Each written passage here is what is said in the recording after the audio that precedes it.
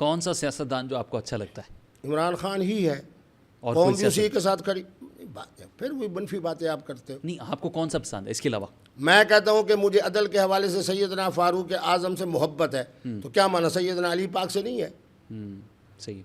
مریم نواز صاحبہ کو میں نے ہمیشہ بیٹی کہا، جب بھی یہ ملی ہے میں نے ان کے سر پہ ہاتھ رکھا ہے. کتنی اللہ بار اس کو بھی ملاقات ہوئی؟ جزائے خیر عطا فرمائے. مس مریم سے کتنی بار ملاقات ہوئی آپ؟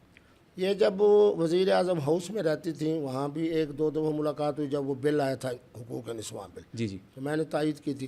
پھر جناب جب یہ انتخاب ہونے لگا گلگت بلتستان کا، وہ بھی سرینا میں تھی، میں بھی سرینا میں تھا، وہ جو سکردو میں تھا یا گلگت میں تھا، وہاں 3-4 دفعہ ملاقات ہوئی ہے.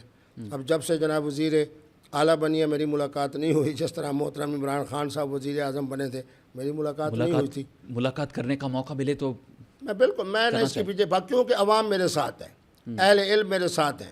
پوری دنیا کے اندر اس وقت 2 ارب اور 4 کروڑ مسلمان ہیں، تو الحمدللہ جتنے باخبر ہیں سارے میرے ساتھ ہیں. نہیں، موقع اگر آپ کو ملے تو کیا پیغام دیں گے، کیا مشورہ دیں گے؟ اگر موقع تو میری تو بیٹی ہے، وہ میں اس کو بھتیجی اور بیٹی کہتا ہوں، ہمیشہ ضرور ملوں گا.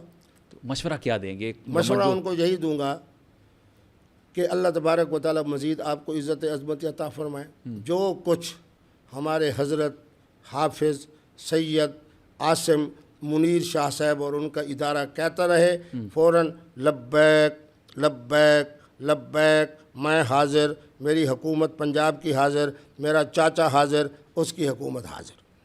کیا بات ہے، مطلب یہ بات ان کو ماننی چاہیے جو آپ کہہ رہے ہیں. وہ مان رہے ہیں، مجھ سے کہنے سے پہلے مان رہے ہیں.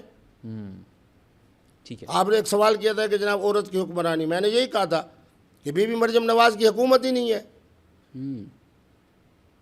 ٹھیک ہے.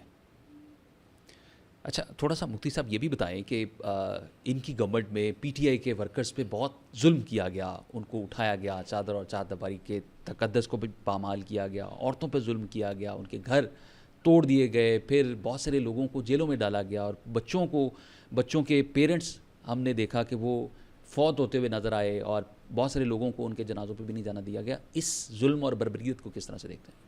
میرے بچے، میں اس کو ظلم بربریت کیوں کہوں؟ کیا کہتے ہیں آپ اس کو؟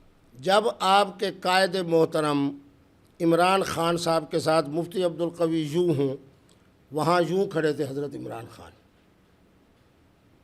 جو آدمی مفتی عبدالقوی کو قوی صاحب اور مفتی صاحب کہے، جس جہانگیر ترین کی برکت سے پنجاب کی حکومت بھی بنے، مرکز کی حکومت بھی بنے، اور وہ بیچارہ خادم بن کے، خلیفہ بن کے اپنے جہاز کو پانی کے ذریعے اڑا کے، حتیٰ کہ اسی کی برکت سے ہماری بشرا بی بی بھی حضرت کے نکاح میں آئے، جو باقی حضرات مخلصین ہوں.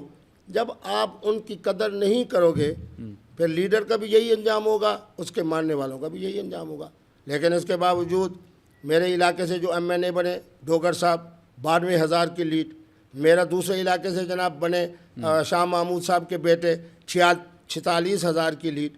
بات یہ ہے کہ ساتھ ہونا اور بات ہے، باقی یہ سمجھنا کہ یہ شخص سیاست کے حوالے سے، پاکستان کے اندر بننے والی حکومتوں کے حوالے سے سیاست جانتا ہے.